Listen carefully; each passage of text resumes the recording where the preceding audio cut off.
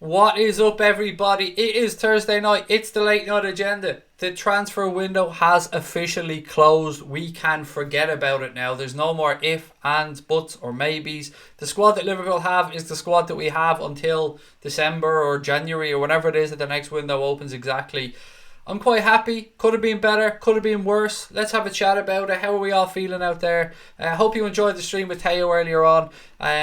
He's trying to get into it. He's a bit nervous. He's getting there, and I'm here to help, and I'm always here to help, and I will be here to help my friend as things go on. It is a pleasure, ladies and gents, as always, to be with you fine people on this Thursday night. I hope you're all keeping well. Right, what have we got? Hello, it's Liverpool you're looking for. Hello.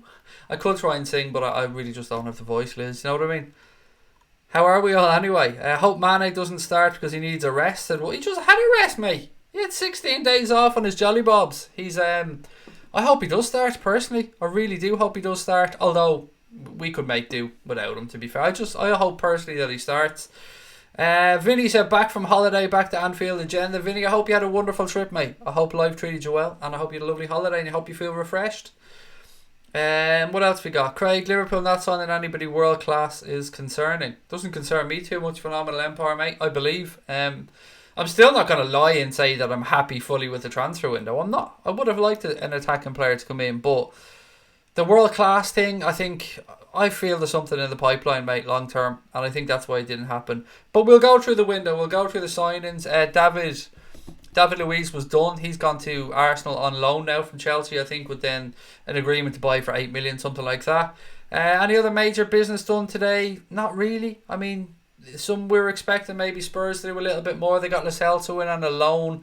I think a loan with an agreement to buy at the end of it for something like 55 million. They got Ryan Sessegnon in for 25 million, which, to be fair, was a good piece of business. But do my investigations on this one, like he says, like he's a fucking undercover journalist. By investigations, I mean literally reading articles. It seemed like Ryan Sessegnon was only willing to go to Spurs, and it was that or nothing, because I think he wanted to stay in that neck of the woods because he's a London boy. Is it good? Everybody said late night agenda, not 5:30 to 5 stream. It is, mate, yeah. I'm not going to lie, it would have been pretty boring if I was on here at 3:30 doing that stream video. I'm so glad people did decide. Tierney to Arsenal as well, to Phenomenal Empire, which is true, yes. Good piece of business there, I'm not going to lie. Tierney's a good left back. They've done well there. Yeah, it's going to be interesting. We know what we're up against now this season, ladies and gents. We know that the squads that we've got to play against. If you're a Manchester United fan right now and you're watching the stream, how are you feeling? It wasn't the window that maybe everybody at United had hoped for. Obviously, from our point of view, I'm fucking delighted that they didn't get the Dybala. I'm absolutely delighted that they didn't get certain players that they were after. They didn't get Bruno Fernandes. They strengthened their defence, there's no doubt about that. Bringing in Harry Maguire and Aaron Wan-Bissaka was a decent piece of business. They've sold Romelu Lukaku, and somehow managed to get themselves the guts of 70 odd million for Lukaku. So, when you're getting bantered by Pizza Hut on Twitter, which they were, by the way, and I'll read out the tweet to you. Fair play to Pizza Hut on this one. It was very, very funny indeed. They did kind of troll United a little bit. Where's the tweet gone? So Pizza Hut restaurant said, "Hey, at Man United, does Ed still want his table booked under a big name signing, or shall we cancel that one as well?" And somebody went down, a United fan came on then trying to be smart, saying, "Pretty sure if United were going to have pizza, they would go for Domino's." And Pizza Hut, like a light, came back and said, "They did sign Pepe." A fucking brilliant banter par excellence there from Pizza Hut UK. You got to give them credit.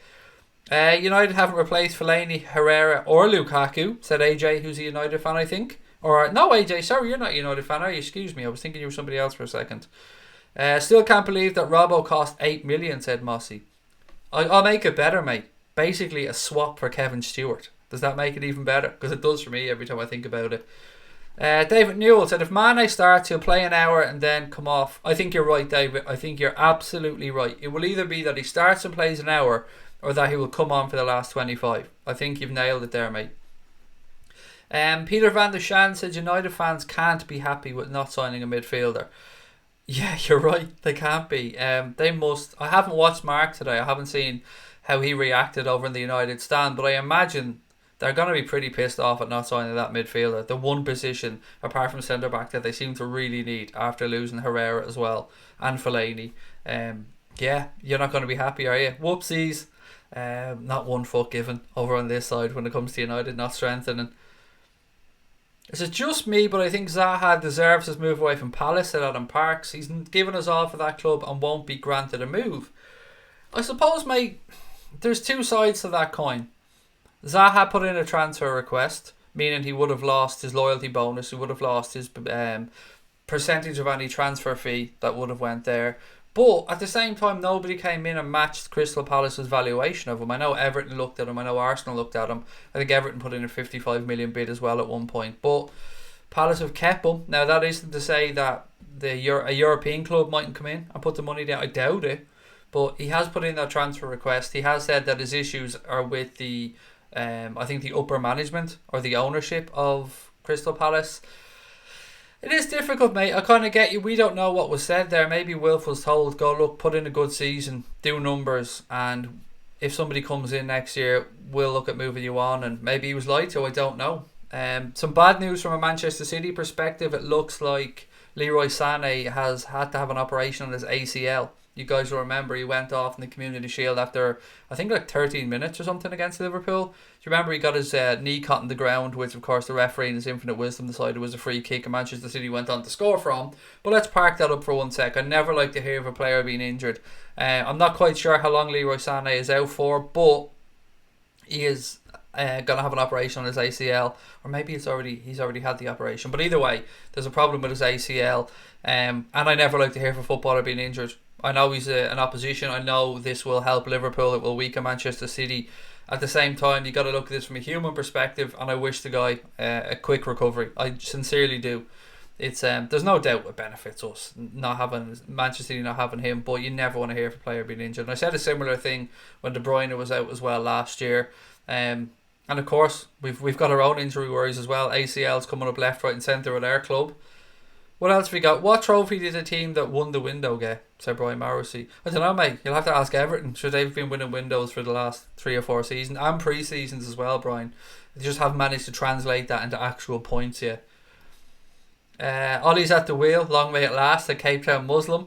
Right, there's lots of stuff coming up today, ladies and gents. UEFA have released the final 3 for their forwards, midfielder, defender and goalkeeper of the season for the Champions League. I'm not sure if you've seen this, but let's go through them one by one. Let's start with the sexy end of the pitch, the attacking end.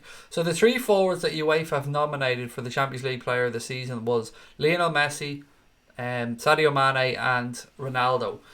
What are your thoughts? Who deserves that nod? And try and put our biases aside. Let's try and put our biases aside. Messi, Sadio or Ronaldo?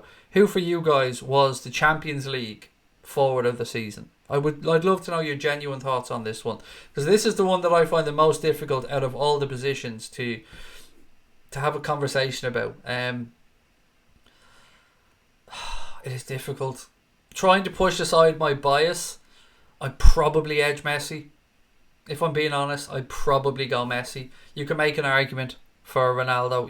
A slight argument. You can make an argument for Sadio, but I think Messi from my side. It's difficult, isn't it? Vinny reckons Ronaldo. A lot of people saying Man. It seems to be a Mane-Messi split between the chat. A lot of people seem to be down the middle. Mark said Mane, not being biased. Mane for Lars as well. In Haloko's going for a 4-0 win for the Reds tomorrow against Norwich. Love it. Mane, that goal versus Bayern. Mane, Messi. I think if I'm basing it off the chat, it seems to be mostly Mane, is that fair to say? With a good few Messis and then 1 or 2 Ronaldos in there. So will we give this one to Sadio from your end? My vote was Messi, but this is a democracy. So we'll go with Sadio. We'll try and be fair. I think that's what most of the chat was saying, but it was closer with Sadio and Messi. Moving on to midfield, ladies and gentlemen, the 3 players nominated: Christian Eriksen of Spurs, Frankie de Jong, now of Barcelona, of Ajax at the time, and Jordan El Capitan Henderson for the Reds. Now, for me on this one, it is difficult. I think de Jong had an excellent campaign, in midfield. I really do think he had an excellent campaign. Jordan Henderson lifted the trophy. There's a lot to be said there as well, but bias aside, I'd probably side with de Jong on this one, if I'm being honest. I'd probably go with Frankie de Jong for this. Eriksen, he's a great player. He is a great player. Is he the best midfielder in the Champions League of the entire season? No, not for me. I've got to be honest. I I'll go with De Jong, but again, I want to get your thoughts. Hendo for Bagsy, Anthony Cronin said De Jong, Peter van der Schaans De Jong, Frankie De Jong for Mossy, Phenomenal Empire, Frankie De Jong as well, Lars, Frankie De Jong. Good. I'm glad we can all push aside our biases and try and give honest opinions here as well. Stephen Richards going full on bias, going Henderson. Why not? Side reckons Messi for the forwards as well. De Jong, Hendo, De Jong. I think again we can give that one to Frankie De Jong. So have we got so far the forward line. Sadio's won it with your vote. Midfield, Frankie De Jong. Now moving to the defence. Is there even a fucking conversation to be had here? Do you know what I mean? Defenders for this award: Virgil van Dijk, De Ligt, and Trent Alexander-Arnold. Look, De Ligt was good, no denying it, but he's not in the same calibre of Virgil van Dijk or Trent. It has to be between the two Liverpool players for me in this one. And if I'm going to make an argument for Van Dijk to go and win the Ballon d'Or, which I have been, and which I fully believe that he will, it's got to be Big Virg, isn't it? It's got to be Van Dijk for this one. I'm just seeing a whole screen full of VVD. There are a little few Trents in there because, you know, deservedly Trent had a great campaign, but it's got to be Van Dijk. If we're backing Van Dijk to go win the Ballon d'Or, then he's got to be at least the greatest defender in the Champions League. So, yeah, for me, Van Dijk. I think most people Van Dijk. A few De Ligt's in there as well. Look, being honest about De Ligt, I think he's a long way to go to get up into the real level of where we're talking about him being one of the best centre-backs in the world. Had a breakthrough season, a very good season with Ajax, no denying that. The guy does have a lot about him, but is he up there at the very top of the game yet with the Varans, with the Van Dijks? I don't know, not for me, yeah, I have to say. But for this one, for me, Van Dijk, and I think you guys as well. Now, goalkeeper of the campaign for the UEFA Champions League. The nominations are Alisson Becker, Hugo Lloris, and Andre Ter Stegen. Again, ladies and gentlemen, I think from my side this should be an easy choice, but I'm going to push it over to you guys. I'm not going to try and steer you either direction. Just again to run through them: Alisson Becker, Hugo Lloris, and Andre Ter Stegen. Now, if the competition was for trying to wrestle the ball with Gini Wijnaldum, Andre Ter Stegen. But yeah, look, you're right. When you're right, ladies and gents. Alisson Becker has to be. Lloris has, if we think our goalkeepers in the year had a mistake in them, Hugo Lloris has mistakes in him. And again, it's weird with Lloris because he is capable of world-class moments of goalkeeping where you look at him and go, wow, how on earth did you save that one? And then he has fuck-ups galore in him as well. So I do respect Hugo Lloris. He would make me nervous if he was our goalkeeper. He's a quality goalkeeper, but Andre Ter Stegen had a good campaign. He's definitely improving during his time at Barcelona. Kind of fell apart when he came to Anfield as well, as did the rest of his team. For me it was Alisson, but I wanted to see what you guys would think. So just to run through again, so for goalkeepers we voted for Alisson Becker, defenders Virgil van Dijk, the midfielder that you've all gone for was Frankie De Jong, and the forward, it was close between Sadio and Messi. I think Sadio may have just got the nod on your votes, ladies and gentlemen. But look, if you're coming in late, do keep your comments coming on that one. I'd love to know your thoughts about it. And who's going to win the Ballon d'Or? Surely it's Van Dijk. Surely it is. I know there's Messi fans out there that are going to put Lionel Messi in the conversation. And look, the greatest of my generation, Messi, no argument whatsoever. But if Van Dijk doesn't win it this year and be the first defender since Cannavaro to win it, then what will it take for a defender to go and win it? That's my question. What will it take? I think Mane will start but won't play the whole 90 minutes, said Sarah. Loads of VVDs, loving it. God, the rain falling outside. I'm not sure if the microphone's picking that up, but yeah, the rain's starting to fall heavy. So much for summer here in Ireland, ladies and gents. What else we got? Trent Ballon d'Or winner. I would love that. Shankly spirit, mate. I'll tell you what. Imagine that, 20 years of age and going and winning the Ballon d'Or. That would be amazing, but I think it will be Virg, mate. The bookies have Virgil van Dijk as the favourite last time I checked anyway. Casper said, love the podcast. Thank you very much, mate. It is always a pleasure to catch up with Dave and to catch up with Cash. For those who haven't heard it yet or watched it yet, the podcast went up earlier on today at lunchtime, so please do go and check it out. It's a nice short one this time. It's about 29 minutes long, I think. We had a discussion around the transfer window. We looked ahead as well to the game against Norwich, and I'd love your feedback on it. So if you do watch it, let me know in the comment section below on the video what you thought about it. There's an orange rainfall warning in Dublin, said Niall. In the summer, mate, you know what I mean? Welcome to Ireland, buddy. Welcome to Ireland. Dark Knights will be back soon, so don't ask. I know. It's like, it's weird because we wanted the football season to start, but when the football season starts, as Don't Ask is rightly said, the Dark Knights tend to come in. We're almost wishing the summer away at times because we want the transfer window to be over, we want the football to be back, and yeah, it's tough because I love the sunshine. Ireland is a very beautiful place in the summer. It can be quite, for me, dark and dreary in the winter, but anyway, we're not here to talk about that.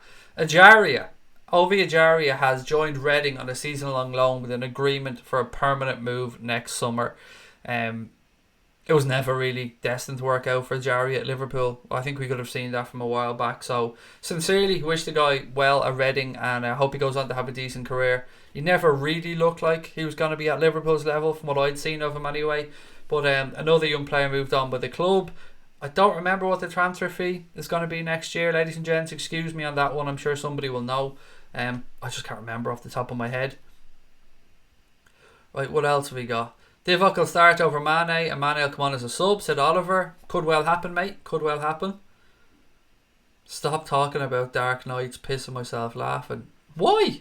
We're talking about Batman Dark Knight here. You know, it's not Dark Knight Rising, but yeah, well, it's fucking dark here, mate. You know what I mean? It's only 5 to 10. It's already dark outside of my place. Does Ireland have their own Prime Minister? Yes, mate, but we call it a Taoiseach, and his name's Leo Varadkar.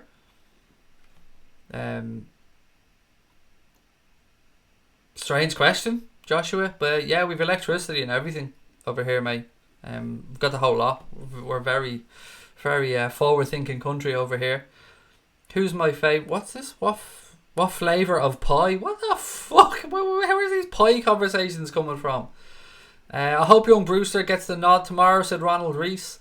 I don't think he will, mate. If I'm being brutally honest, I don't think he will get the nod. I want to see Ryan Brewster do well this season, but first game of the season, I'd be amazed if it wasn't close to what we've seen take the field against Manchester City, maybe with Sadio, or maybe with Divock taking the left-hand side spot beside Firmino and Sadio, or Mohamed Salah. Midfield for me is where it'll get interesting against Norwich. And we are doing a watch-along, by the way, just so everybody knows of that game tomorrow. 30 minutes before kick-off. As always, we don't schedule watch-alongs, so just keep an eye out for the notification of when we're going to go live. Hope to see you here for that as well. Loads of time left on tonight's stream, ladies and gents. An hour and 15 minutes, so do keep your questions coming. Running hot water. Yeah, we even have that, Steve, but you got to turn the immersion on, mate. And don't even get me started on the immersion. Woo! Not sure if everybody around the world knows what an immersion is, but an Irish father knows what an immersion is. You can smell that shit being turned on from miles away.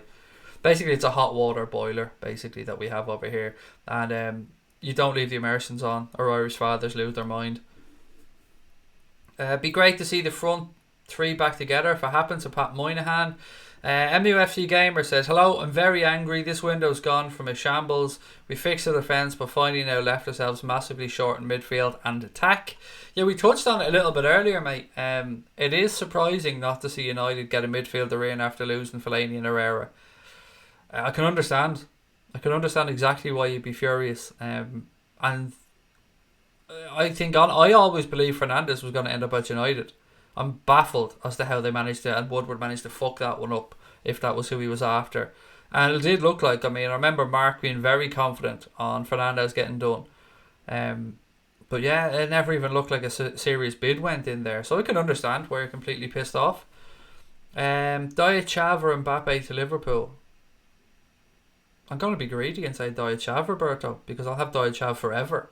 If you're telling me no Diet Coke forever or Mbappe to Liverpool, then I'm drinking Diet Coke, mate, and watching the Reds, put it that way. Never leave on the immersion, said Mark Me. Never, man, never. God almighty, if I turn on the tap in my house and there's hot water, I'm shouting down the stairs going, who has the fucking immersion on? Why is the immersion on? I need answers right now. Why is it on? Heaven forbid you go to sleep at night and leave it on as well. Wow, that's scary shit. Watch the ESB wheel spin when you turn on the immersion. Yes, exactly. Sorry, people outside of Ireland are looking at this going, what are you lads talking about? Are Liverpool saving money for a big January or big 2020? Said don't ask. I think so. Yes. That's what we spoke about a while ago. I think that we spoke about it with Teo earlier on as well. Liverpool are very coy and very clever about the transfer business, and Jurgen Klopp can be quite stubborn if he doesn't get the man that he wants. And I think we're working on something. And the more I think about it, and I'm probably going to end up hanging myself here and leave myself in a whole world of trouble, but Sancho. There's something about Sancho. I don't know. I'm wondering. And going back to a conversation where Klopp said that he had interest in Sancho when he was at Manchester City and when he was leaving, but he just knew they wouldn't do business with Liverpool. I wonder, I wonder. I guess time will tell. Vinnie Morgan said, we're going to be a level better than last year if Alex Oxlade-Chamberlain or Arcada can get into gear. It's a good point, Vinnie. And you're right, just one of them. I'm expecting a massive season from Naby this year. If Chambo can stay injury free as well, yes, it does give us another attacking options going forward. Another bit of what's the phrase I'm looking for here? It gives us more options, it gives us more dynamic running. It's still not the phrase I'm looking for. I don't know. Just let's say a triple threat. Let's go with that one.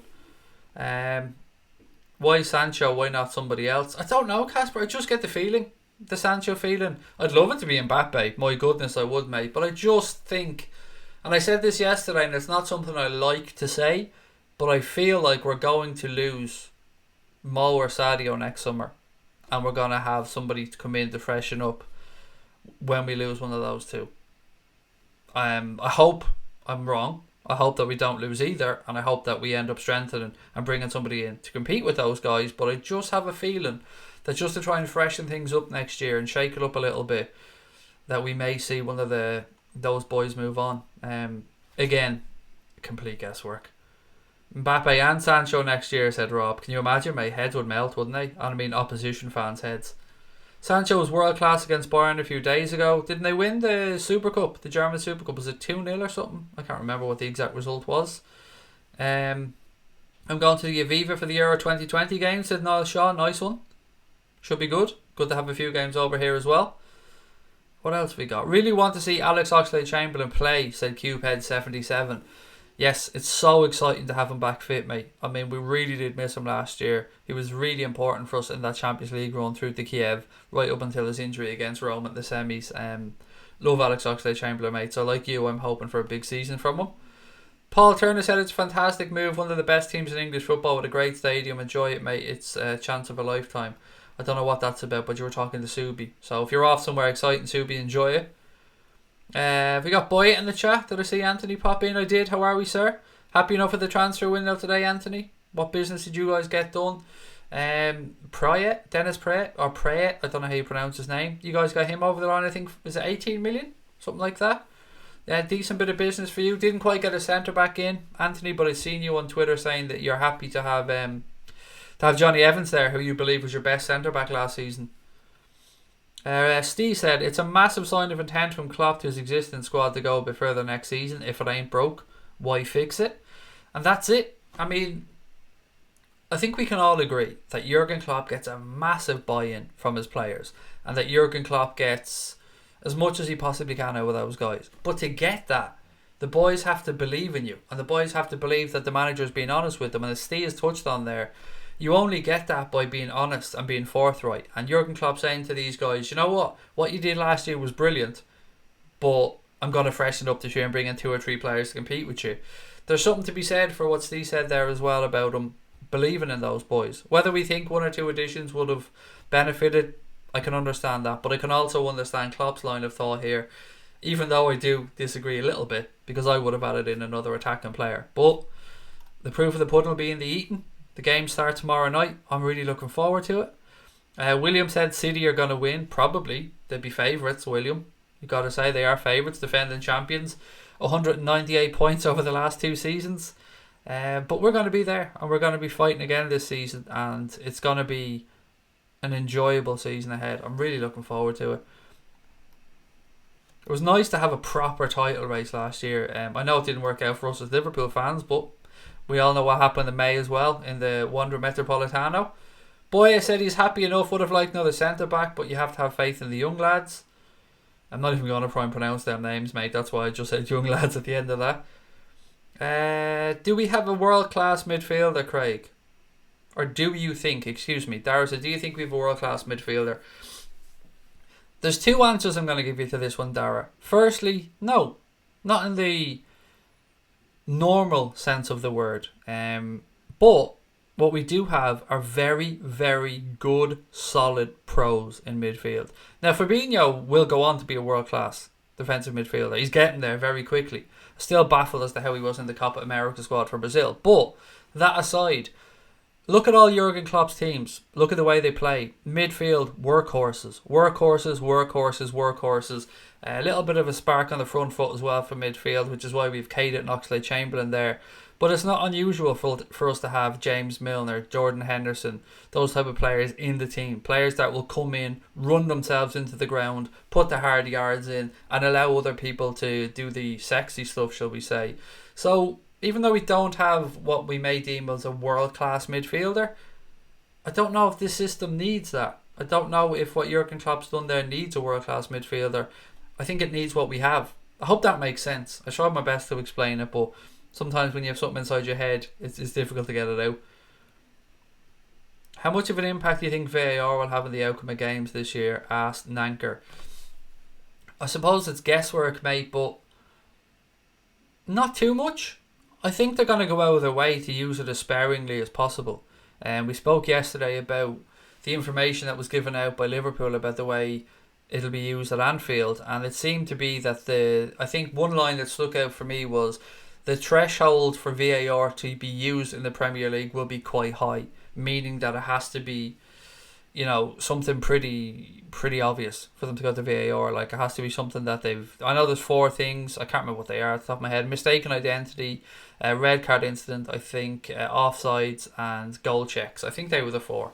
But I don't know, it's difficult to say. I hope it doesn't slow it down too much. The one side of it that is going to happen is we're going to celebrate at least once or twice during the season and have a goal chalked off. And no one's looking forward to that. Because of what we're going to get this year, particularly for those of us who have YouTube channels or those people that post up videos, is you'll get videos of you celebrating and then people going, and then look at this dickhead 30 seconds later when he realises that the goal was disallowed. It's going to happen. I'm not looking forward to it as a YouTuber. But yeah, it will have a part to play in the season, and if it makes the major decisions correct, then that's all I think we can really hope for. That's the best we can hope for. Liverpool will not win the English Premier League. Well done, mate. It's your opinion.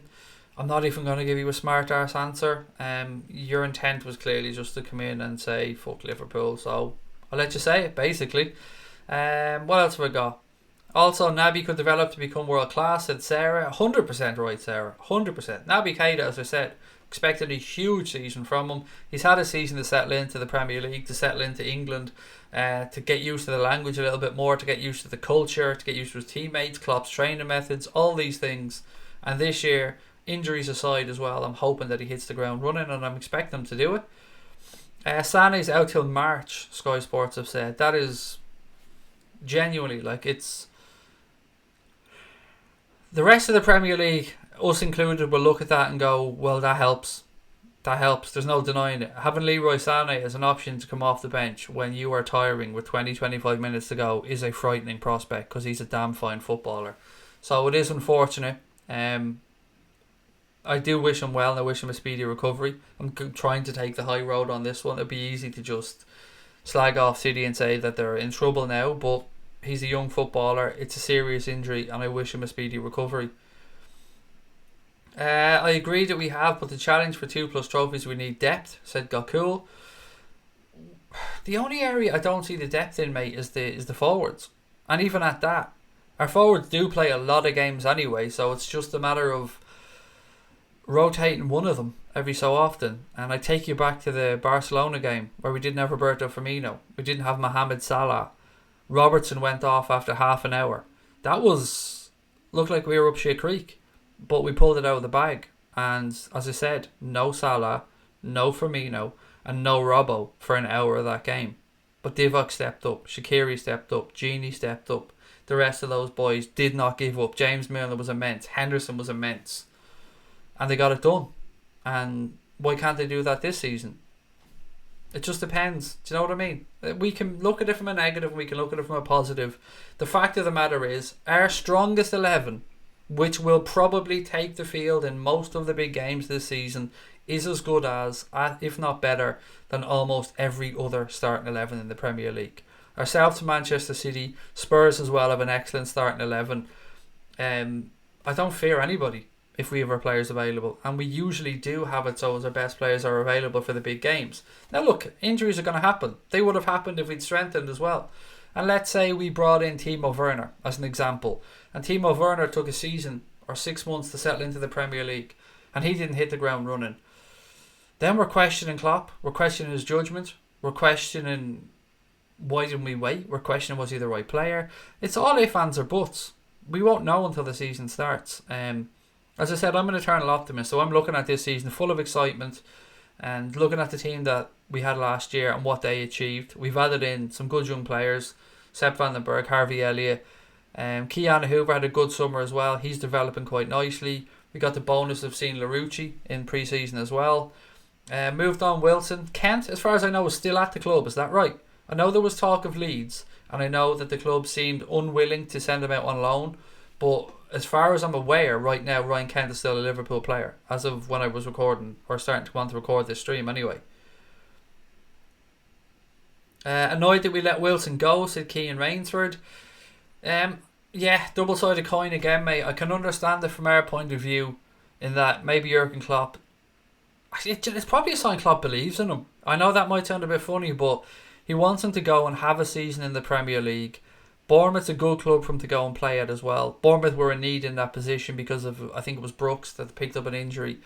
And he'll get to test himself at the highest level. And there's no clause to buy. There's no agreement to buy at the end of that. It's a straight 1 year loan deal for Wilson.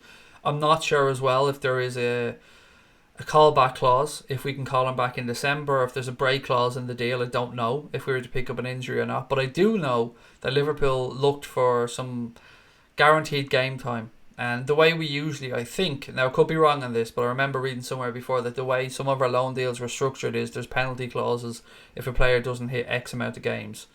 I think Wilson will get time, and we'll get a better idea of whether we can make it or not by how he progresses this year with Bournemouth. And I can understand people wanting him to stay. I don't think he'll be at the level. My honest opinion on Wilson is I don't think he's going to make it at Liverpool Football Club.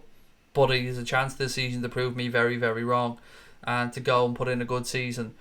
And then, even at that, it'll be interesting to see what happens next year. Worst case scenario, he's not going to make it at Liverpool Football Club and he gets a season under his belt in the Premier League.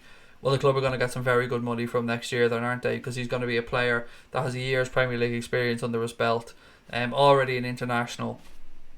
So I think there's bonuses to be had. Again, I'm looking at positives here, I know. Hopefully Liverpool loan Kent to Rangers, said Tommy McCullough. Yeah, the club did say that they are not willing to loan Kent. Well, their options are severely limited at this moment in time if they don't, unless of course a club from the continent comes in or a European club comes in to buy him. Leeds couldn't agree a fee with us for Ryan Kent, said Casper, which is a bit weird considering they got the 7 million for Kemar Roof from Anderlecht and we were looking for like 7 to 10 or something. Peter van der Shan said, rather have Brewster in the Origi to replace Firmino in some games. Wilson's better than Kent, in my opinion. You're probably right, Mark, yes. I mean, I'm not trying to say because we kept Ryan Kent that Ryan Kent's better than Wilson.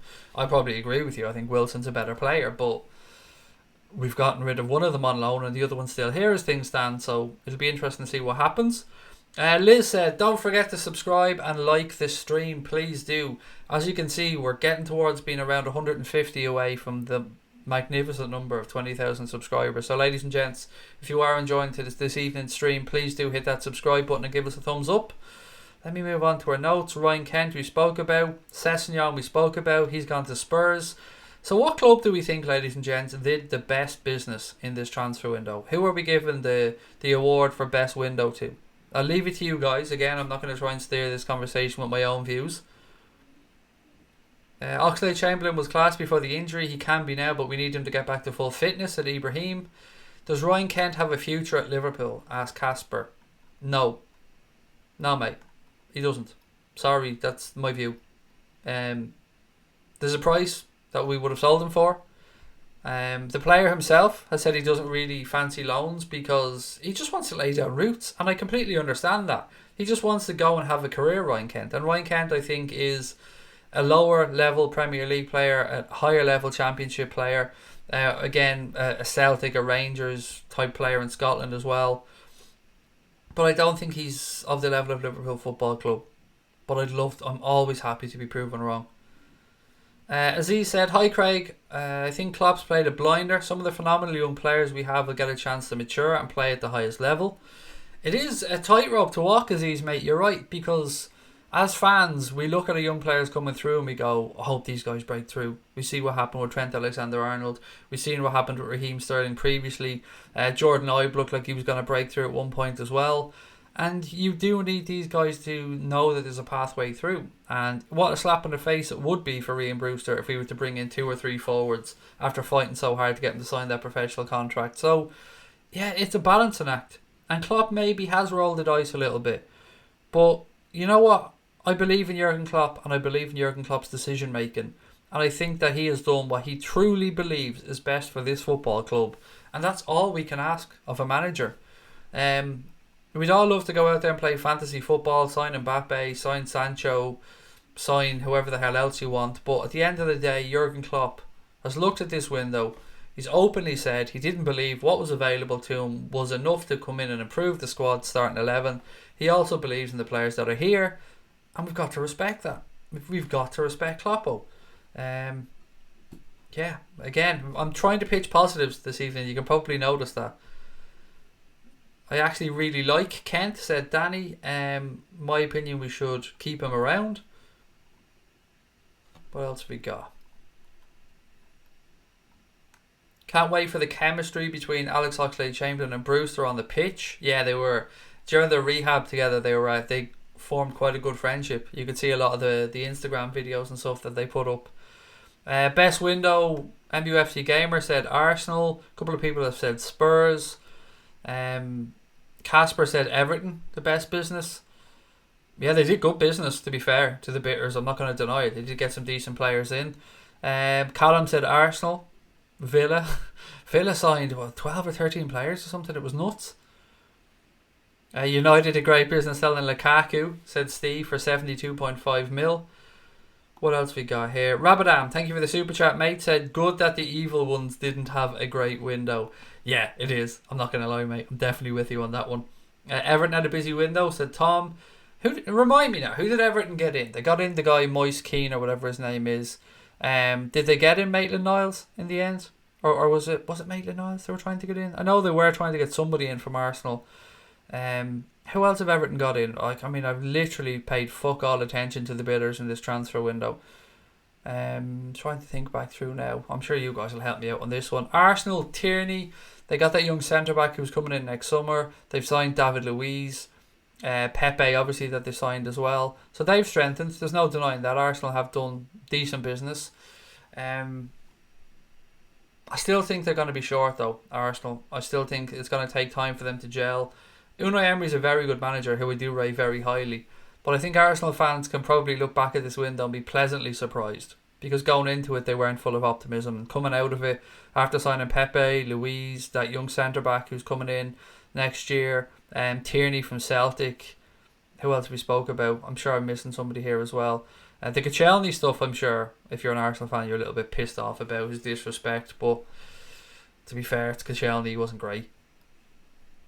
Ibrahim said, what would you do if you were Ed Woodward? I'd hide my mega mansion for 2 months. As I said earlier on, I can completely understand United fans being pissed off because you're seeing glaring omissions in your team and you're seeing some players moved on. I mean, Lukaku went for good money today. Almost covered the Harry Maguire transfer fee. Then you brought in Aaron Wan-Bissaka for 50 million. They brought in that kid James for 20 million. They moved on Herrera. So there should have been more money available. And for United not to have gotten the midfielder in was a massive opportunity missed, which ear to ear, baby. Ear to ear, the fucking smile, thinking about United fucking up in the window again. Spurs had the best window by far, said Finnick 501 Gaming. Yeah, they brought in Lo Celso on loan with an agreement to buy. So let's see how he gets on. Had a good season with Real Betis. Ryan Sessegnon, who had a shit season in the Premier League but an excellent season in the Championship. For me, look, I'm not going to be a hypocrite about this. I've said it many times before. I like Ryan Sessegnon. I think he's got a lot to develop and a lot to bring to the game. So I'm going to put that one down as a potential good piece of business for sure. Ndombele has come in. At the moment, they've kept Christian Eriksen, although it is important to remember that the European window is still open, so Eriksen could still move. They didn't get Coutinho. They didn't get Dybala. They didn't get Fernandes. So there was players they missed out on as well. But yeah, I think Spurs have strengthened. I think it's fair to say. But they didn't have much money to spend for quite a while, did they? So Scotty said, I think Mane will get past every team this year. Mane is class. I love Mane. Is Hoover ever going to play? Said Sheriff. Yes, mate. But he's still very young. Has he even hit 18 yet, Keanu Hoover? I think Klopp rates him very highly, though. I mean, I think he is not a million miles away.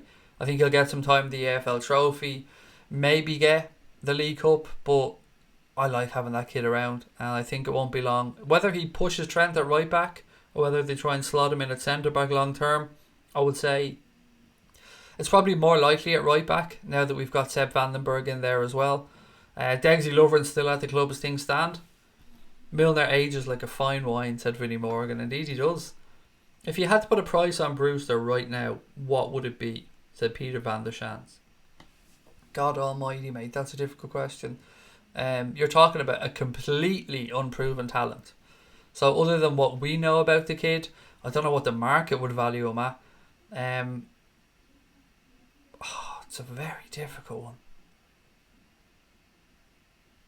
I think 35 to 40 million. It's a very difficult one because you can make an argument for people saying he's proved nothing. He's proved absolutely nothing, and it's all based off potential. But then again, we know what that potential is. So, yeah, I don't know, 35 to 40 million at a guess. But that's because, one, you've got the whole English thing. Two, he's going to be a very good fucking player. But there is the whole, you can't argue the fact that he's done nothing yet. It's difficult, yeah. It's difficult to put a value on it. A lot of people seem to be going around the 20 million, 18 million mark. But what does that get you in this window? Do you know what I mean? What does 18 or 20 million get you with regards to young players? When you see the likes of Aaron Wan-Bissaka, who had one good season at Palace, going for 50 million as a fullback.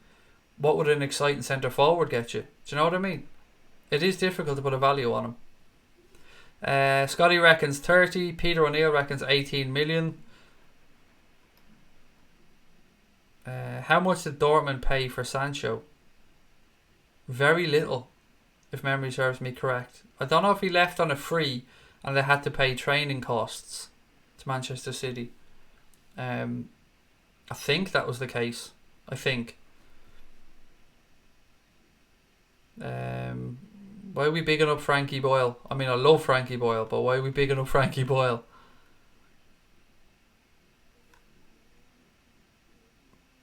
$12 million, Raiola reckons. 10 million. We hit 90 million for Solanke, said God. Exactly. And if you get 90 million for Dominic Solanke, Ryan Brewster for me has a much higher ceiling. Brewster's market value is 3.6 million. Fuck off. There's no way Ryan Brewster, and I don't give a shit if that's transfer market, whatever the hell it is. Ryan Brewster is not worth 3.6 million. Ryan Brewster's left nut is worth more than 3.6 million. What the hell does 3.6 million buy you these days?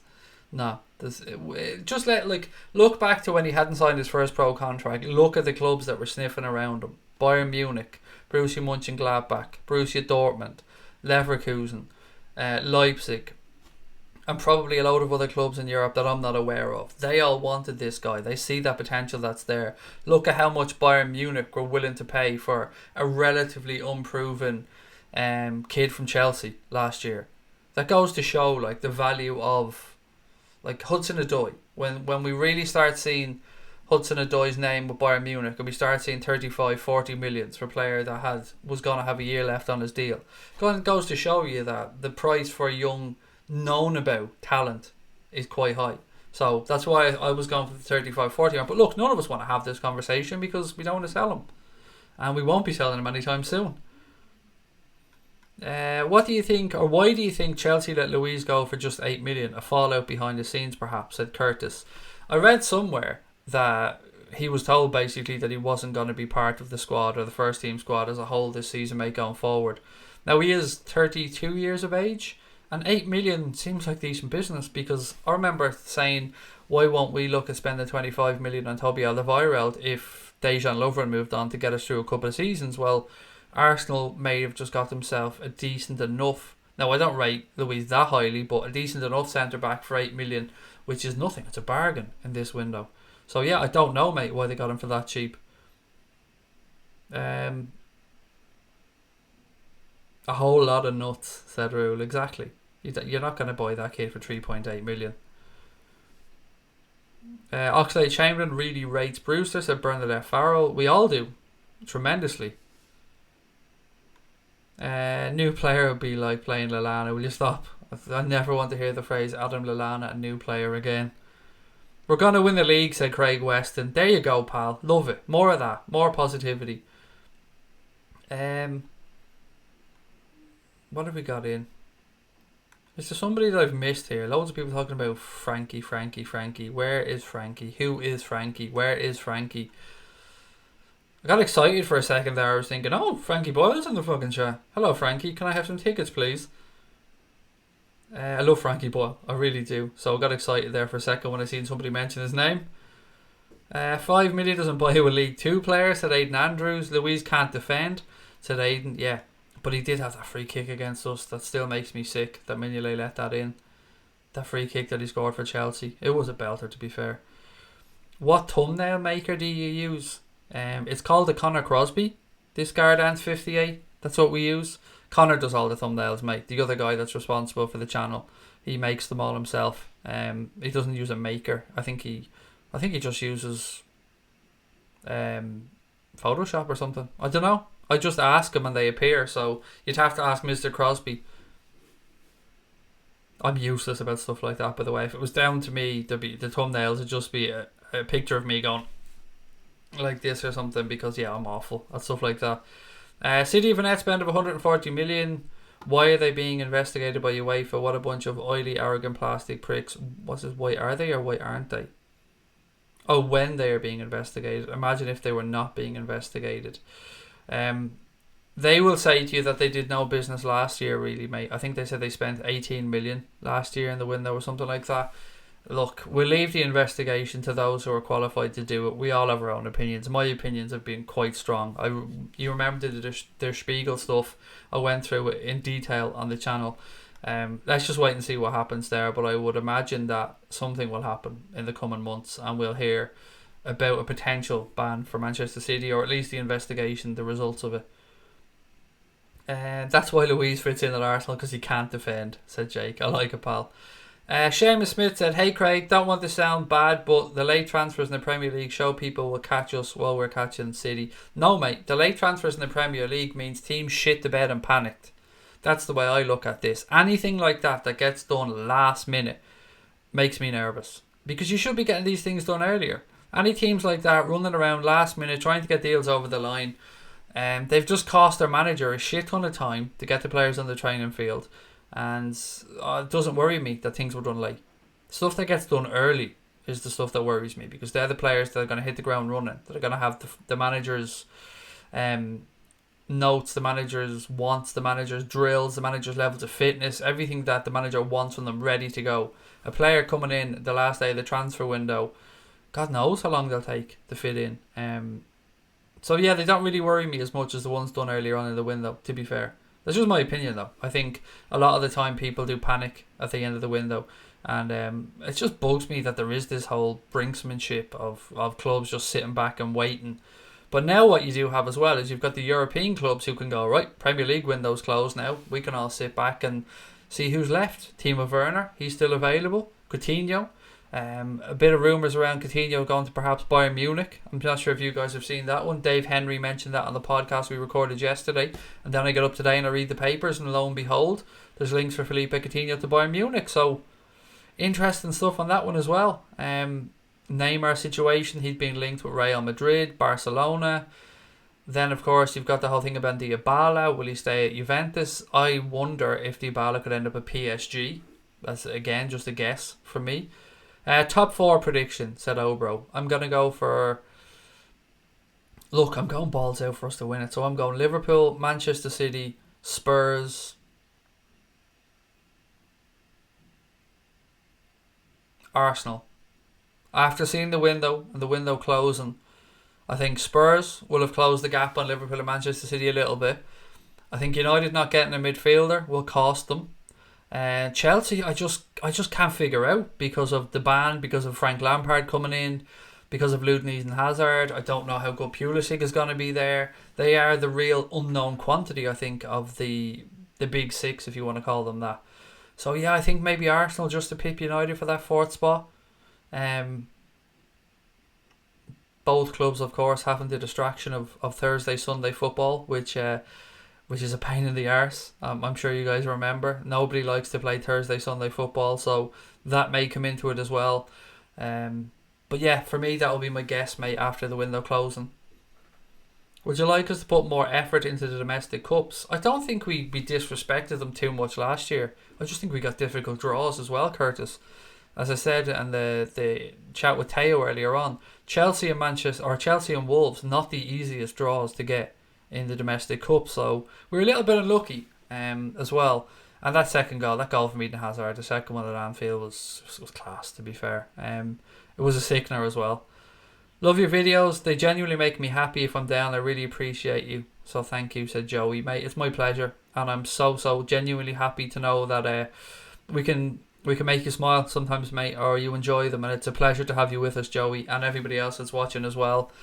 We always receive some really kind stuff. Look, we get called pricks as well. There's no denying that. But people whose time is precious for you guys to come on and watch means the world to us, as we say before. So the channel wouldn't get to where it is, 19,000, nearly 20,000 subs in 16, 17 months without your support. And I know I say it all the time, but God, we mean it. We love you guys so much, and thank you for backing us, and thank you for being here with us on a nightly basis. And don't forget to hit that motherfucking subscribe button and turn them notifications on, you beautiful bastards. And bitches. I don't want to forget the ladies, although trying to be respectful. Excuse me. That was... If I offended anybody there, I was actually trying to pay you a compliment. So please don't be offended. Casper said, Klopp asked today whether we had a chance to sign Coutinho, and he said, no comment.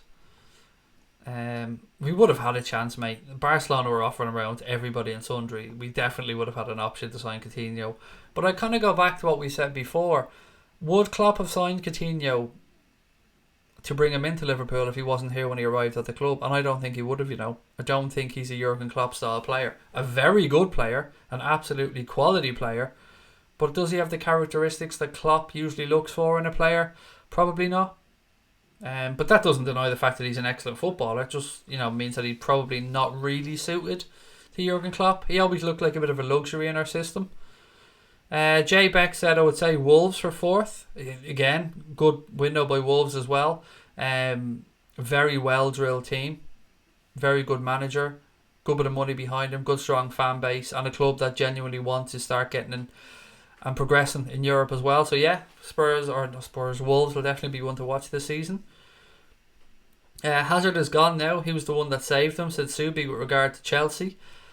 Yeah, he's going to be interesting. I mean, I can't be a hypocrite. I've often said that long term I think Chelsea will benefit when Hazard moves on. Now hear me out. It's because I thought the player power in the dressing room was too much and that they needed to completely rip that apart and start building up again. And I wonder if that's perhaps why they brought in Frank Lampard, because he will be able to impose his will on that dressing room, him being a club legend at Chelsea and Manchester City. And yeah, I wonder if that's why perhaps they brought him in. Interesting times ahead as well. But look, there's no denying that Chelsea are weaker without Eden Hazard. In the immediate tense anyway, especially because they couldn't go out and do anything in the window. Do I have a Liverpool tattoo? Yes, I do. It's on my leg, mate. I've showed it a couple of times. To describe it, it's myself and Lucas. Basically, he's a gingerbread man. It's based on the Owen McVeigh Foundation banner, and it means the world to me.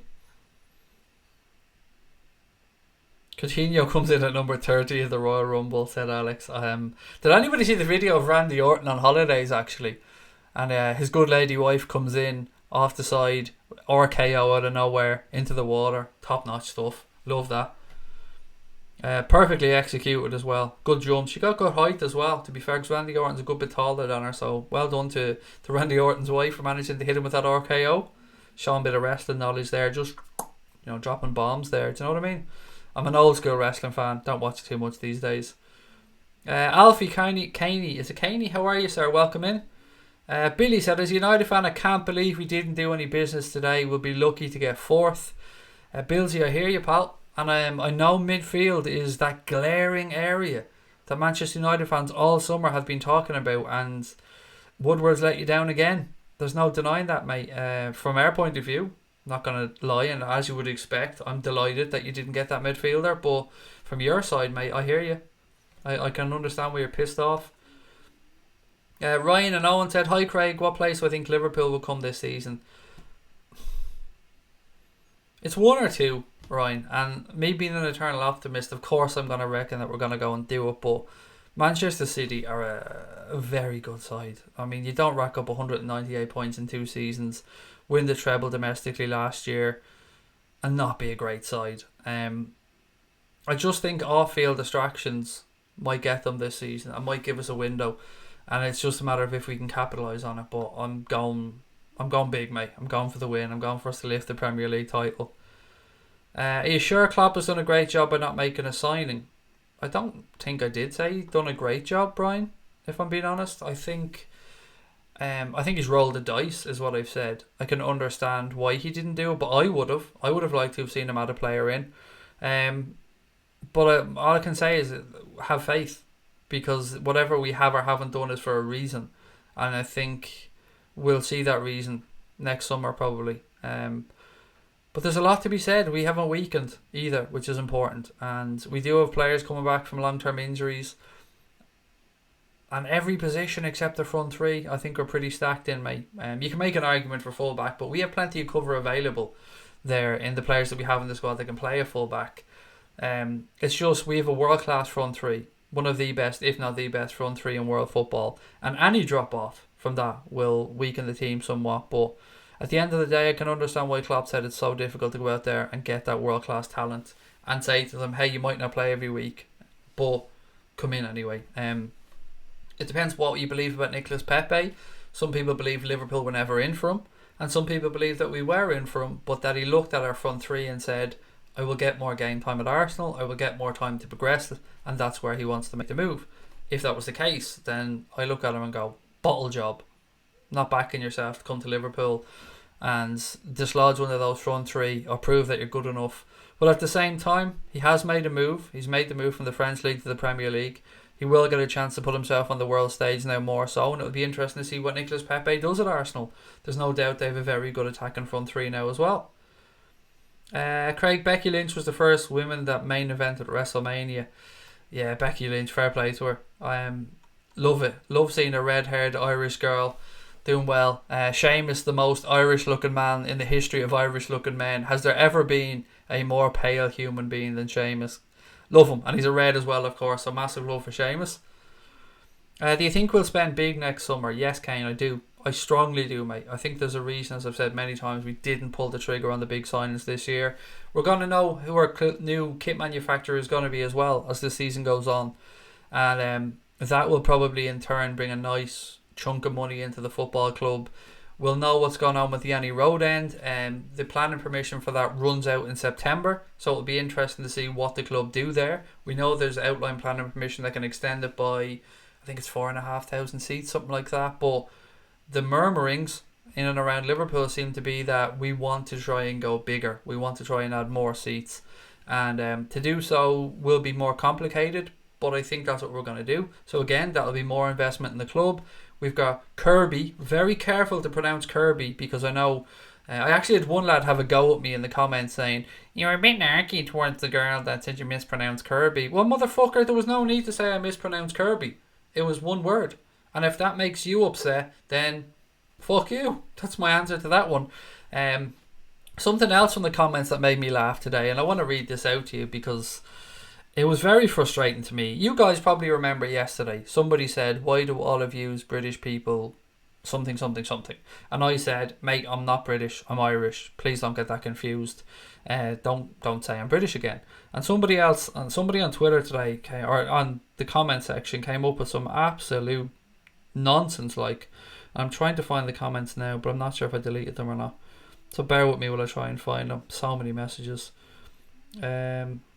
Is that it? No. Is that it? No. Sorry, guys. I know this isn't making for great viewing live. I'm just trying to find it here. And there was somebody that watches the channel quite regularly as well. Yeah. So whoever made the comment around 22 minutes was a twat. But are you that offended to be called British, Craig? I mean, I know Ireland is a separate country, as is Scotland and Wales, but still in the British Isles. Really, motherfucker? I mean, Ultimate Wingman, you may be watching this back. To say that Ireland is in the British Isles, mate, we're in an entirely separate country that has nothing to do with Scotland, Northern Ireland, as things stand, Wales and England. We are not part of the fucking British Isles. We are Ireland. I can't make that clear enough. So, for people that believe that it's a bit harsh for me to have a go about this, I'm a proud Irish person. It doesn't mean that I am offended to be associated with England. It just means I'm Irish. That's it. Fairly straightforward. Look back through the history. It is there. We are Irish. I am Irish. I am not part of the UK. I am not British. And we are not part of the fucking British Isles. We are an independent, beautiful little teddy bear that's floating off the coast of Wales. So yeah, just want to clear that up because I love everybody. But for somebody to be have a go about saying I'm not British. I'm not British. I'm fucking Irish. I don't have a go at anybody who says Scouse not English. That's your own business. You do what you do. You be you. But don't come on and have a go at an Irish person for pointing out the fact that I say I'm not British. I'm not. I'm Irish. But most importantly, I am human and I am a member of the world like everybody else. And I want to come out and project love and positivity and happiness. But at the same time, when somebody's been that ignorant towards the history of our country and our beliefs and our identity, kind of have to call it out. Do you know what I mean?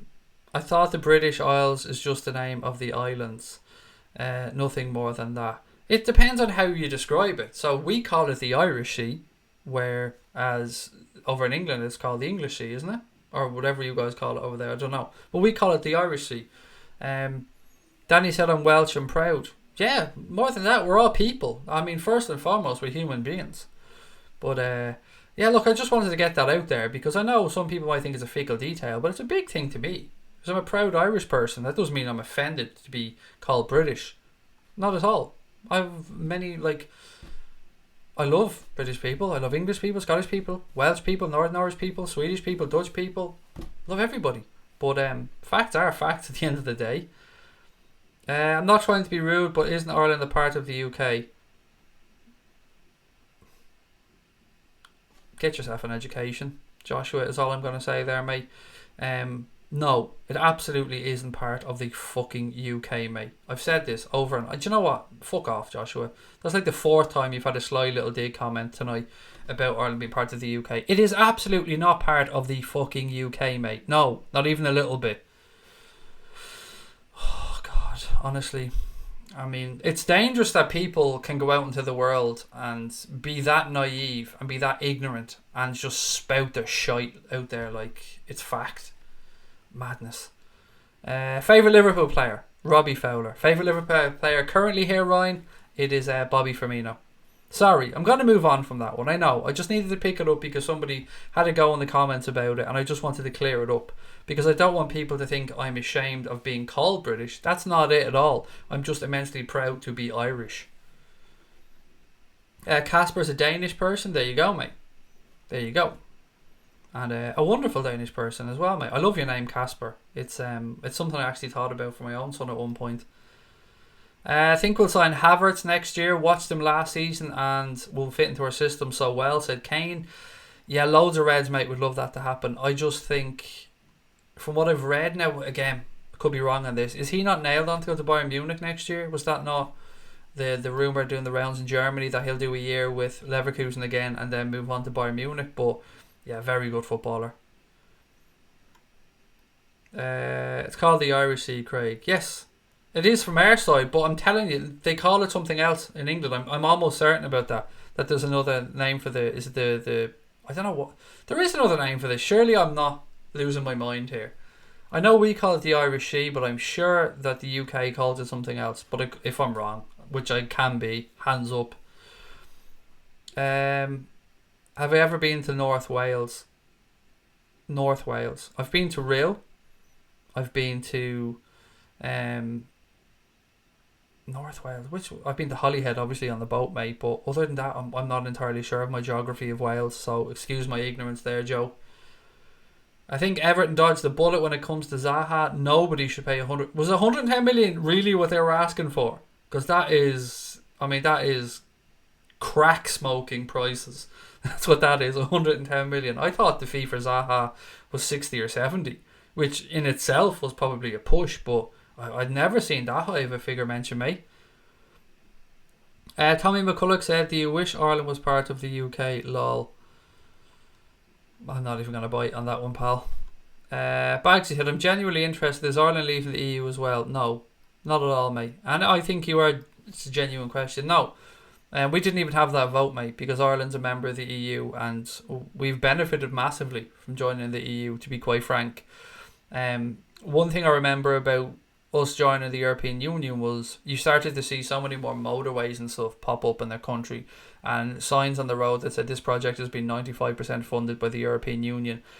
We have definitely benefited from being a member of the EU, 100%. Now, I'm not telling British people how to feel about their own inclusion in the EU. Bagsy just asked about Brexit in Ireland, and I'm just pointing out that no, mate, we absolutely are not leaving the EU. I think most of us are quite happy to be in the European Union. From an Irish perspective, again, I'm not telling anybody who's Welsh, Scottish, English, Northern Irish how to feel. Do I like McGregor? Yes, but I wish he would start fucking fighting again, James. I love McGregor's braggadocious attitude. I love the way he doesn't give a fuck. I love the way he fights, but I also wonder, has he lost the hunger because he is now a multi-millionaire? And you just don't look like you're seeing the same Conor McGregor as we did see coming up. I don't think many of us really thought, and look, I'm not a massive UFC fan, but I don't think many of us really thought that he had it in him when he was fighting Khabib. Khabib dominated from start to finish in that fight. But yeah, I just wonder, after getting that money from Floyd Mayweather from fighting him, I wonder if he has the hunger there or the need. But I would like to see him come back and have a few fights in the octagon and leave with an even better legacy. He's already the champ, but be nice to see him come back and raise some gold above his head again, because he did a lot for this country as well, I have to say. And knowing that, just seeing Conor McGregor fighting Floyd Mayweather, that was, from an Irish perspective, that was a strange but ridiculously proud moment. Now, I know a lot of Irish people don't like McGregor, but it's a personal preference. Can Liverpool join Ireland if Brexit goes ahead, please? Yeah, we'll welcome you with open arms, no problem. They put 110 million on Zaha to stop anyone from buying them. Yeah, that's a crazy amount, isn't it? I mean, clearly nobody was going to pay that. Do I think Brewster will play some minutes tomorrow? I don't know. It's difficult to say because he wasn't in the substitutes named in the Community Shield, so I don't know if he will quite make even the matchday squad tomorrow, and that sounds so harsh, doesn't it? I hope he gets some time. It would be lovely for him to get on. How nice would it be if Sadio started and we're a couple of goals up and he brought Sadio off after 60 and we got Ryan Brewster on and gave him a run? That would be sweet. Is McGregor from near Dublin? Yes, he is from Dublin. Originally, I think, from Crumlin.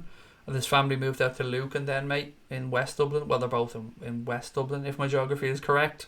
But yeah, he is 100% a dub. Boy, I said, glad Conor got smashed by Khabib. I like Conor, but he crossed the line.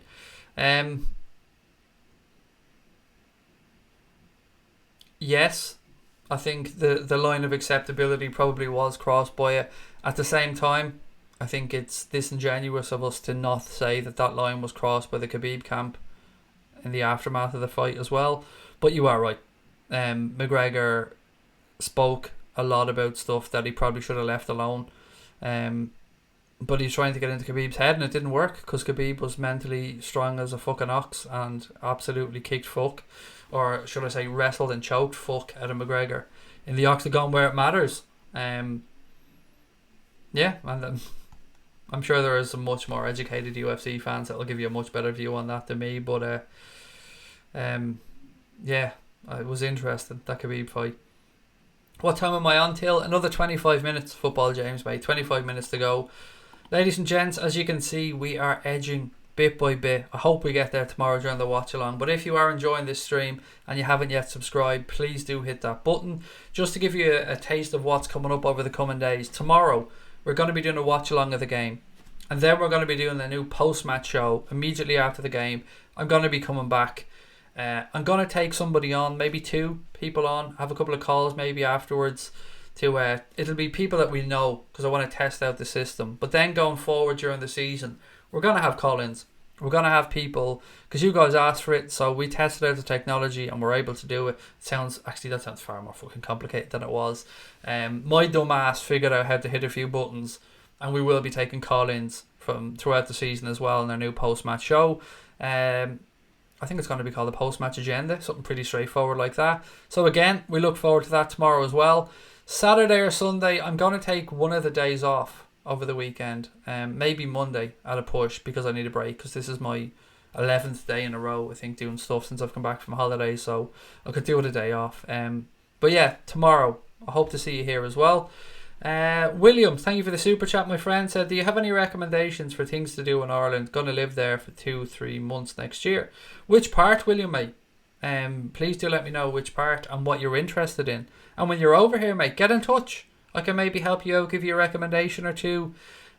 Always happy to help, buddy. I've been very much helped by people in other countries when we've gone on holidays and stuff with little bits of information, and it would be my pleasure, mate, if you're going to be moving over here, to try and point you in the right direction. Emails are open all the time, buddy. AnfieldAgenda@outlook.com, AnfieldAgenda@gmail.com. Happy to help, mate.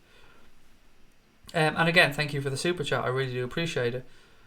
What have we got? Tomorrow we're going to be top of the league, said Bagsy. Right, time for an early night for Peter van der Schaans, mate. It's always a pleasure. Get some rest and we'll catch up soon. Mark 10 said, Craig, when we win tomorrow, we're going to be top of the Premier League. Hopefully, mate, that's the way it stays for the entire season. How fucking sweet would it be to be top from day one right through till the end? It looks like myself and Connor have got our accommodation sorted, by the way, for our little trip to Florida in September. It looks like we've got ourselves a nice villa with a private pool. I'm not going to lie, ladies and gents. We still have to confirm that booking tomorrow, but I was talking with the family that owned the house today. Very nice people from Birmingham, and we hope to have that sorted out tomorrow. So yeah, myself and Mr. Crosby, we now have our flight sorted out. We now have the meetup sorted out with the Orlando Supporters Club and with the Tampa Bay Supporters Club. We might even be able to squeeze in one more. If there's anyone in Florida there who runs any more supporters clubs, we could maybe squeeze in a third meetup. Got our car hire sorted out. Just need to sort out some holiday insurance, and we are good to go from September the 13th to September the 20th. Anfield Agenda hitting Florida. Still can't believe I'm saying that, which is sweet. Did Bray Wanderers get relegated? I think so. Well, yes. Yes, they did. Yes. What's this? Finished 9-hour gym today. Wow, mate, look after yourself. That's a lot of gym work. I know you must know what you're at, like, but 9 hours worth of gym, that is a lot of work. Don't want to overdo it. What country am I from? Ireland. Enjoy it. When are we going? September the 13th to September the 20th, Michael, myself and Connor. We're doing a meetup, as I said. We're going to be covering the Newcastle game with the Orlando Liverpool Supporters Club, and whoever the Reds' first Champions League game is on either the 18th or the 19th of September. We're going to be meeting the good folks in the OLSC Tampa Bay, which I'm very much looking forward to getting over to see Casey and the guys there, as well as, of course, the guys up in Orlando and our friend Far Isle as well. I mean, I was lucky enough when I was over there on holidays with my family in October to spend some time with Far Isle, who you guys know from the chat. An absolute gentleman, and looking forward to catching up with him as well as Liz and anybody else that's around that neck of the woods. We'd love to hear from you. We'd love to meet you. And we'd love for you guys to come and say hello and let Connor put his hand in his pocket and buy a pint, because Connor likes to cry poor mouth, but you know what I mean. Connor's got that money. Don't let him fool you. He tries to cry poor mouth, but he's a farmer's son. Do you know what I mean? I'm poor.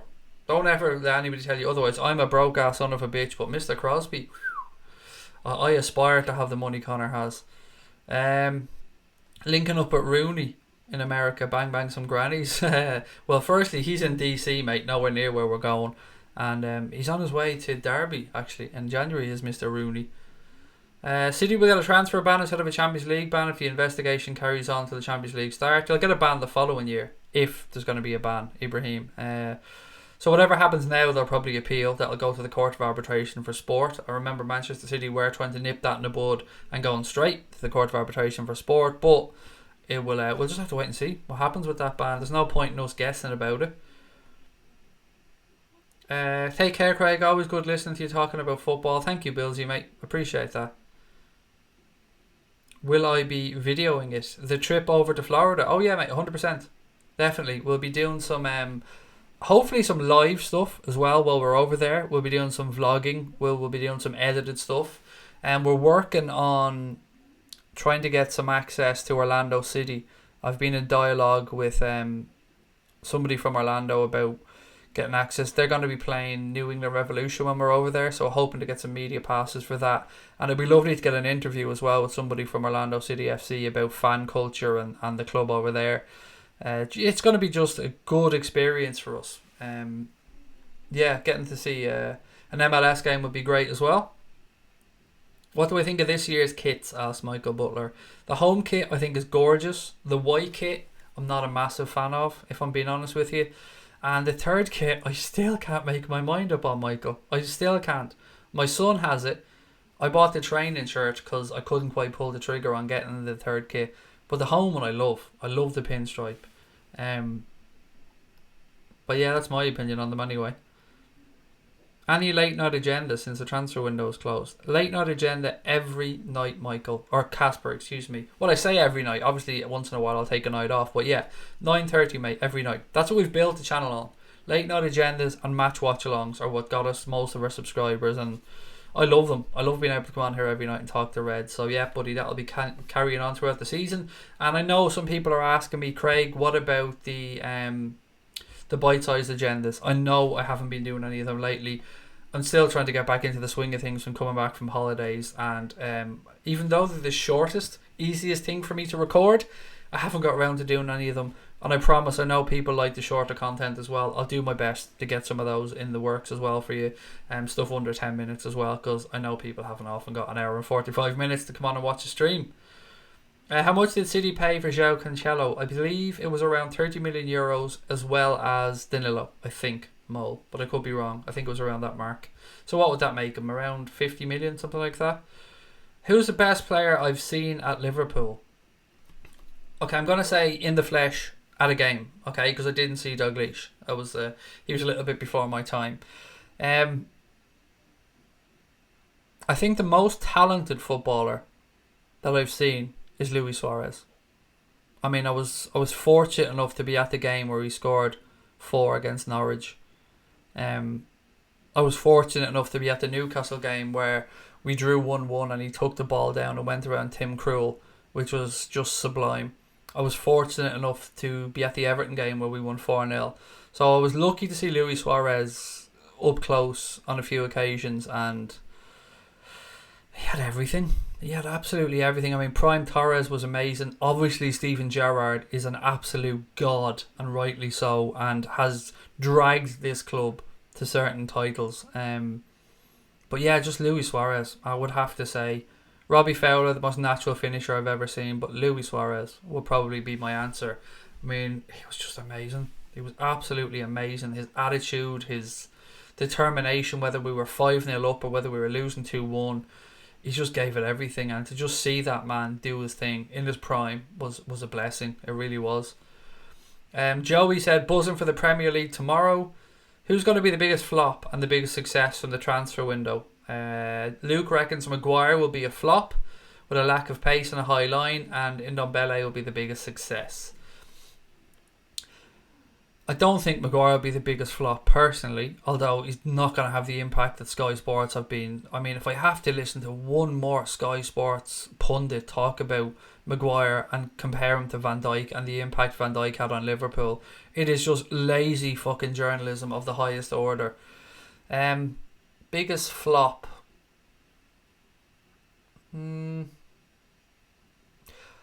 I don't know enough about Lo Celso to say Pepe. I'm going to say Pepe. Let's fuck it. I'm going to go balls out and say Pepe has the potential to be a big flop. He also has the potential to be absolutely class, but I'm going to say Pepe has the potential to take his time to settle in and maybe not be as good as people are expecting.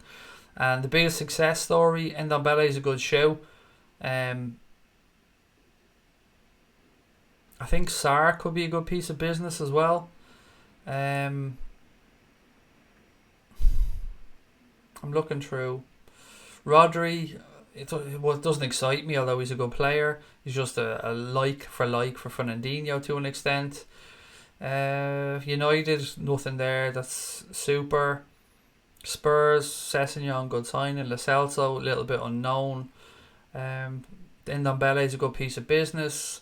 Keane for Everton, that's a good signing. I'm not sure if I'm pronouncing Moise Keane's name right, but that is a good signing from the bidders, to be fair.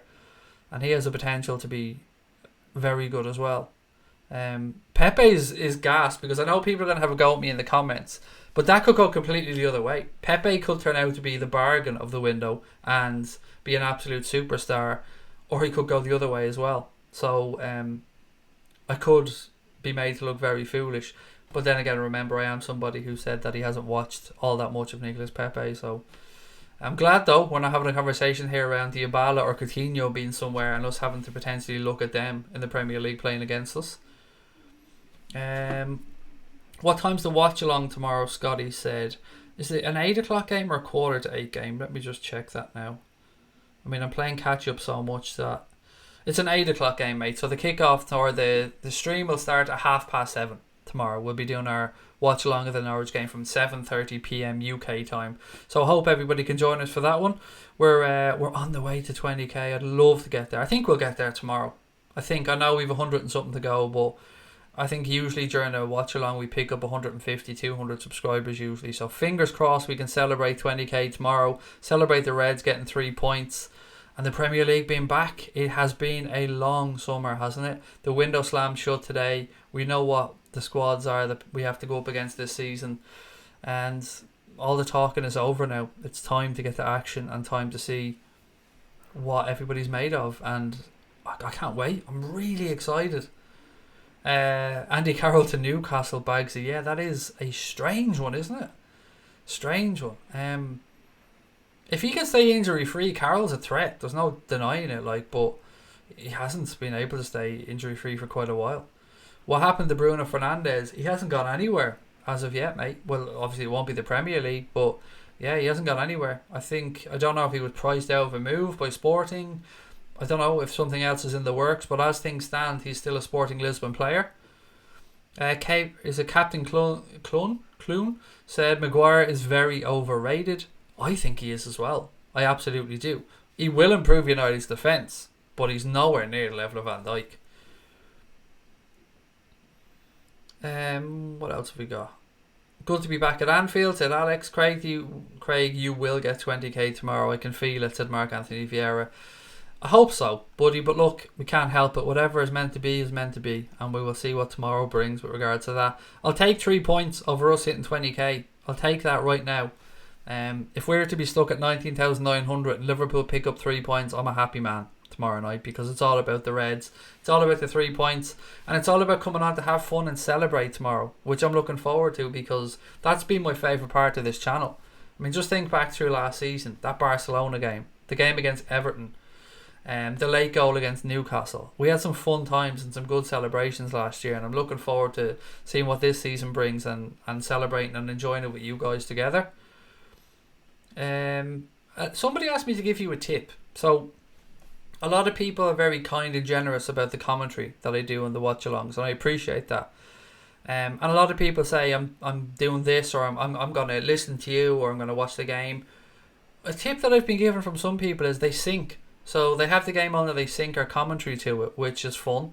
So maybe give that a bash if you enjoy the commentary and you have the game as well. I know some people dip out and say, look, I'm going to watch the game, I'll be back at half time. Give us a try with the commentary on here and have the game on at your end as well, and see if we can sync them up and have some fun. What's my stance on the Ronaldo versus Messi debate? I'm Team Messi on that side, mate. Being a joy to see both those men play football, but for me, I think Messi is the better footballer. Liam, how are you, pal? Signed my dad up to the Fantasy Football League. Hope you don't mind. Of course not, Liam. It's open to everybody, mate. Your father is very welcome in. And for those of you that don't know, we are running 2 Fantasy Premier Leagues, and I will be closing them tomorrow, about an hour before kick-off of the Reds' first game when the league starts. So, John Hamilton, I don't know if you're still in the chat, mate, but if you are, have you got those beautiful codes ready, buddy?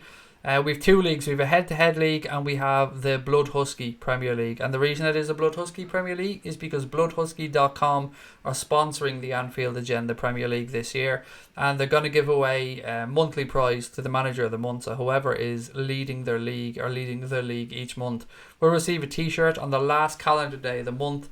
From bloodhusky.com. Also, check out bloodhusky.com. If you like what you see, you want to buy yourself a couple of t-shirts, put in the code AnfieldAgenda10, all caps, and that'll get you a 10% discount. And I believe, if my memory serves me correct, Joe has a sale going on there till Sunday, so do check them out. And John has put the link in there as well to the Fantasy Premier League. Thank you, John. The code is really straightforward. It's lowercase d, lowercase o, so like the word do, and then 1999. And the head-to-head code is 9 lowercase or lowercase h 29 lowercase b. And it is there. John Hamilton's very kindly put it in the chat. So click on that link, sign up, and may the best man, woman, child, whoever win. It won't be me because I'm shite at Fantasy Premier League. I keep telling you. Maybe you think I'm exaggerating. You'll see. I'll be definitely fighting relegation. Is that because Ronaldo played for United? No. Not at all, mate. Honestly, I respect Cristiano Ronaldo, and he has worked harder than probably any other footballer of his generation to get where he is. I just think Messi is the more naturally gifted footballer. But we're talking about 2 superstars, 2 absolute behemoths of the game. I'm just a Messi fan. I love when you rage, said Ryan. Thank you, mate. It's probably not good for the old blood pressure, but it's emotion, and I think we're all football fans, aren't we? So we get emotional when we watch the game. Will Man United or Chelsea walk out victorious? It's going to be an interesting game, that one. It really is. I will watch that one, actually. I'll kick back and watch that one at the weekend. I don't know is the answer to the question. I have no idea what to expect from either of those clubs this season. Tierney to Arsenal, what do you think of that, said Sean Cunningham? It's a good piece of business by Arsenal. Tierney seems a very good left back, and I have a lot of Celtic fans who are mates, and they say to me that he's a good footballer. He's a good footballer who, if he did move to the Premier League, would do very well there, and I'm expecting him to do well at Arsenal, to be fair. Do you think he'll make it to any games this season? I hope so, Michael. It's just tickets, mate. It's just access to tickets like everybody else. Last year, as I keep saying, was the first year in 19 years I haven't gotten to a game at Anfield. Although we did go to Liverpool twice. We were there for the last game of the season. And we were there for the Boss Night show before the team headed off to Madrid. Just couldn't get tickets, mate. If we get tickets, we'll go. If we get access to a couple of tickets, myself and Connor will definitely go over to games. Sometimes as well, it's a matter of timing. So, for instance, a good friend of ours, who I don't want to give out names because I don't want to get the person hounded, did offer us a couple of tickets to the Norwich game, but it was very late and the flights were very expensive, and it would have cost us around the same money it's costing us to go to fucking Florida. Well, for the flights alone to Florida, I should say. So, yeah, it was just expensive, but I hope to get over. I really do. And if anybody does have access to any tickets this season, and for whatever reason you can't attend, hit me up. Honestly, myself and Connor would crawl over broken glass to get over there. So if anyone is lucky enough to have season tickets or anything like that and they can't get to a game for whatever reason, hit us up. We'll take them off your hands. Absolutely. Will I be streaming every game? We'll be doing watch-alongs of them, Sean. Yep. No, I won't say every game because that will probably be a lie, because whether I'm away on holidays or something, there might be 1 or 2 that we miss. But in the main, mate, yes, we will try to do absolutely every single game. A player gave a lot of cash to charity. Guess who? Well, I know Mo Salah gave 2.5 million to a cancer research institute, I think it was. But look, there's a lot of footballers that do a lot of wonderful stuff for charity. I spoke about this before. Juan Mata is a fantastic ambassador for the sport. Vincent Kompany as well. We know about Sadio Mane, obviously, and the stuff that he does back in Senegal. But there are a lot of footballers who give back to their communities where they're from and where they are now. We know Andy Robertson does a lot of stuff with the food banks as well. So yeah, look, there are just a lot of good human beings playing football that give a lot back. I do believe United will beat Chelsea. I think Lampard will be sacked before the end of November, said Finnick. Yes, both those managers, mate, are interesting to me. And I will look at both of their careers and I'll be surprised if both of them finish the season. One of them perhaps, but for the two of those managers to finish the season in those jobs, I'd be shocked, to be honest. Would I be satisfied if he came second and won a domestic cup? No, I'm not going to lie, mate.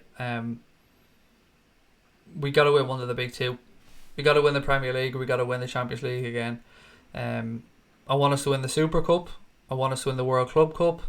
I'm really genuinely not arsed about the FA Cup or the Community Shield. Or not the Community Shield, the Carabao Cup. It'd be great to pick up one of them, but it's about one of the big two for me. And if you pick up any more along the way, then that's a bonus. But Premier League, Champions League, Super Cup, World Club Cup, and if you pick up a domestic cup, great. But it's down to the big two again. I think you got to win one of them. I do believe United will beat Liverpool, or likely beat Chelsea. We've done that one. Douglas, how are you, sir? Welcome in. Is this a deal or not? If Liverpool win against Norwich, I'll donate £250. Mate, you don't have to donate anything. I don't expect or want anybody to donate anything, buddy. It is, everybody has their own personal stuff, mate, and I'm not. No, mate, is what I'm saying basically.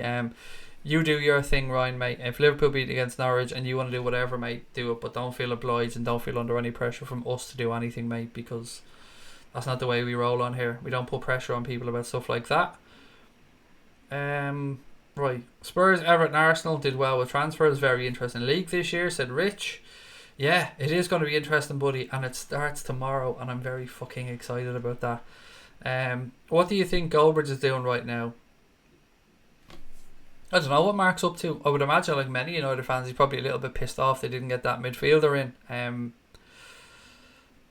I don't know. I mean, there's nothing can be done about it now till the winter window, so I'm happy with what we have as a club.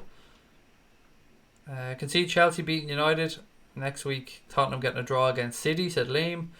Right, look, ladies and gents, I'm going to go. It's been another long night. I've been on since 9 o'clock. It's been a pleasure though, as always. As I say when I end every stream, if you have enjoyed the stream and you haven't yet subscribed to the channel, please do hit that button. Give us a thumbs up, and we'd love to know your comments or your thoughts in the comments below if you're watching this back on replay later on. Tomorrow, it's back, ladies and gentlemen. The Premier League is back, and we will be live from 7:30 with a watch along of the Reds game against Norwich. I hope to see you wonderful people there. If not, enjoy the game, enjoy your Friday, take care of your families, tell your loved ones that you love them. Love to you all, and up the motherfucking Reds.